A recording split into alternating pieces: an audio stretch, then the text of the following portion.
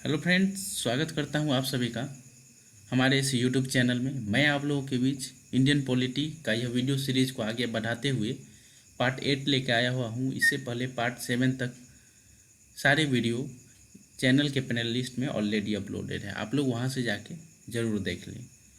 यह video series जो है एनसीईआरटी सार संग्रह वन लाइनर के रूप में चलाई जा रही है, जिसमें आज हम लोग जो टॉपिक डिस्कस करेंगे वो हमारा मोस्ट इम्पॉर्टेंट टॉपिक होगा फंडामेंटल ड्यूटीज़। मूल कर्तव्यों के बारे में आज जानेंगे।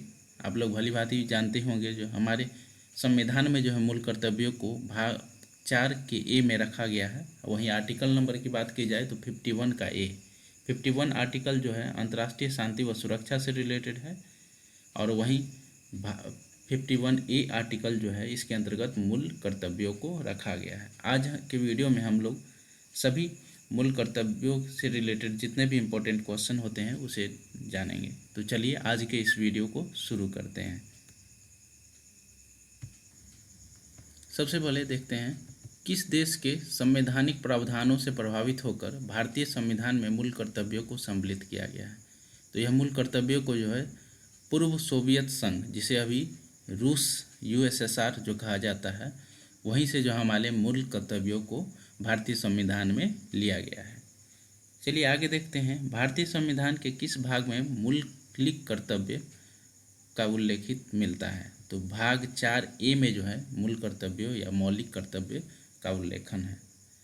यह मूल कर्तव्य जो है सरदार स्वर्ण सिंह समिति ने संविधान के 8 मूल कर्तव्यों को जोड़े जाने का सुझाव दिया था, लेकिन 42वें संविधान संशोधन अधिनियम 1976 द्वारा जो है 10 मूल कर्तव्यों को जोड़ा गया। मूल कर्तव्यों की बात की जाएगी भारतीय संविधान में तो टोटल मूल कर्तव्य 10 थी, लेकिन बाद में एक संविधान संशोधन होता है 86वें संविधान संशोधन 2002 द्वारा जो है एक और मूल कर्तव्य को भारतीय संविधान में जोड़ा जाता है, जो कि ये कहता है 6 से 14 वर्ष के ऐसे बच्चे जिसके माता पिता व गार्जियन के द्वारा उनको प्राथमिक शिक्षा प्रदान करना अनिवार्य बनाया गया है, जिसे आर्टिकल नंबर 21 ए के अंतर्गत भी रखा गया है। तो चलिए आगे देखते हैं। अब भारतीय संविधान में मूल कर्तव्य किस समिति की अनुशंसा पर शामिल किए गए थे। तो या इस चीज़ को याद रखें क्योंकि ये क्वेश्चन बार बार हर एग्जाम में पूछी जाती है। सरदार स्वर्ण सिंह की सिफारिश पर ही 1976 में 42वें संविधान संशोधन द्वारा गठित करके मूल कर्तव्यों को भारतीय संविधान में जोड़ा गया था। चलिए आगे देखते हैं भारतीय संविधान में 11वें मूल कर्तव्य को किस संशोधन द्वारा जोड़ा गया था। तो ये मैंने अभी आपको बताया 86वें संविधान संशोधन 2002 द्वारा जो है 11वें मूल कर्तव्यों को जोड़ा गया है।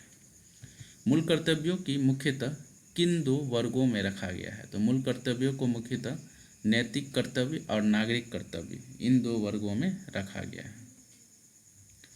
चलिए आगे देखते हैं मूल कर्तव्यों के अंतर्गत स्वतंत्रता संग्राम के उच्च आदर्शों का सम्मान कौन सा कर्तव्य माना जाता है। तो स्वतंत्रता संग्रामों के उच्च आदर्शों का सम्मान एक नैतिक कर्तव्य माना जाता है। चलिए आगे देखते हैं। अब प्राकृतिक पर्यावरण एवं वन्य जीव संरक्षण भारतीय नागरिकों के मूल कर्तव्यों में से एक है।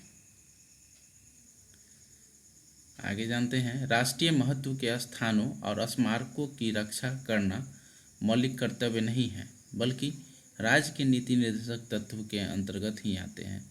ये मैंने प्रीवियस वीडियो में आप लोग को बता दिया हूँ। राष्ट्रीय महत्व के स्थानों और स्मारकों को रक्षा करना राज्य के नीति निर्देशक तत्व के अंतर्गत आते हैं, जिसे आर्टिकल नंबर 49 के अंतर्गत रखा गया है। आगे जानते हैं महिलाओं के सम्मान के लिए कुप्रथाओं का त्याग करना प्रत्येक भारतीय नागरिक का कर्तव्य है। यह किस अनुच्छेद में वर्णित है। तो अनुच्छेद 51 का ए में जो है इसे वर्णित किया गया है। मूल कर्तव्य किन पर लागू होते हैं। तो मूल कर्तव्य केवल नागरिकों पर ही लागू किए जाते हैं। चलिए अब देखते हैं हमारे भारतीय संविधान में जो टोटल 11 मूल कर्तव्य हैं, मौलिक कर्तव्य हैं, उसके बारे में जानेंगे। मूल कर्तव्य की बात की जाएगी तो टोटल 10 थी, लेकिन अगर टोटल मूल कर्तव्यों की बात की जाएगी प्रेजेंट में तो भारतीय संविधान में 11 मौलिक कर्तव्य हैं। उसे 1 बाय 1 हम लोग जानेंगे, जो कि एग्ज़ाम के लिए काफ़ी महत्वपूर्ण है। पहला जो मौलिक कर्तव्य है, संविधान का पालन करें और उसके आदर्शों, संस्थाओं, राष्ट्रध्वज और राष्ट्रगान का आदर करें। पहला मूल कर्तव्य। दूसरा मूल कर्तव्य देखते हैं, स्वतंत्रता के लिए हमारे राष्ट्रीय आंदोलन को प्रेरित करने वाले उच्च आदर्शों को हृदय में सजा के रखें और उनका पालन करें। तीसरा, भारत की संप्रभुता, एकता, अखंडता की रक्षा करें और उसको अक्षुण्ण रखें। चौथा, देश की रक्षा करें और आह्वान किए जाने पर राष्ट्र की सेवा करें। पाँचवा, भारत के सभी लोगों को समरसता और समान भ्रातृत्व की भावना से का निर्माण करें, जो धर्म, भाषा और प्रदेश या वर्ग आधारित सभी भेदभावों से परे हो। ऐसी प्रथाओं का त्याग करें जो स्त्रियों के सम्मान के विरुद्ध हों।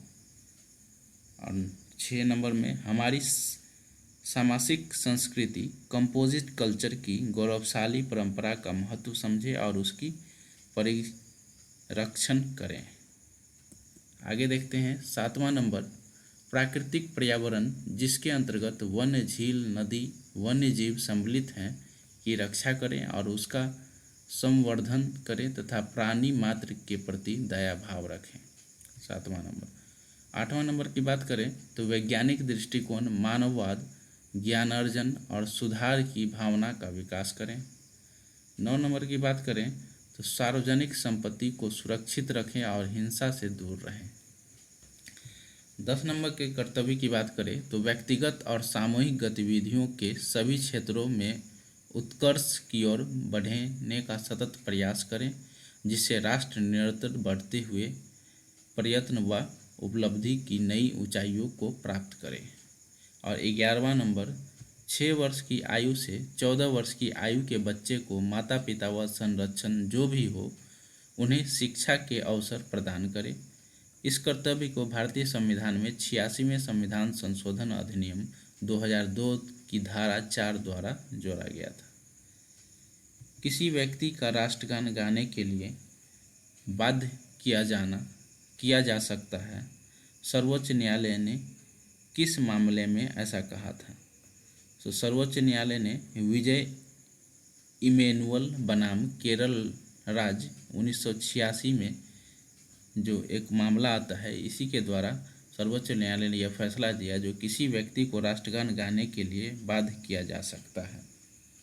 एक और इम्पोर्टेंट पॉइंट आप लोग को मैं बता दूं, सर्वोच्च न्यायालय के मुख्य न्यायाधीश PN भागवती 1985 से 86 के बीच रहे थे, को जनहित याचिका का जनक कहा जाता है, फादर ऑफ द PIL कहा जाता है। किसे? तो PN भागवती को सर्वोच्च न्यायालय के न्यायाधीश रह चुके हैं PN भागवती, उन्हीं को PIL का जन्मदाता व फादर ऑफ PIL भी कहा जाता है।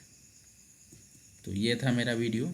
आप लोग को यह मेरा वीडियो कैसा लगा प्लीज़ इस लाइक करें और शेयर करें। साथ ही साथ अगर मेरा यह वीडियो सीरीज़ पसंद आ रही हो तो मेरे इस एफ़र्ट के लिए कमेंट ज़रूर करें और मेरे इस चैनल को अन्य दोस्तों में भी शेयर करें ताकि वो भी इस महत्वपूर्ण वीडियो सीरीज़ को देख सके और अपनी परीक्षा के प्रति अपनी तैयारी को और बूस्ट कर सके। Thanks for watching my channel. Have a nice day.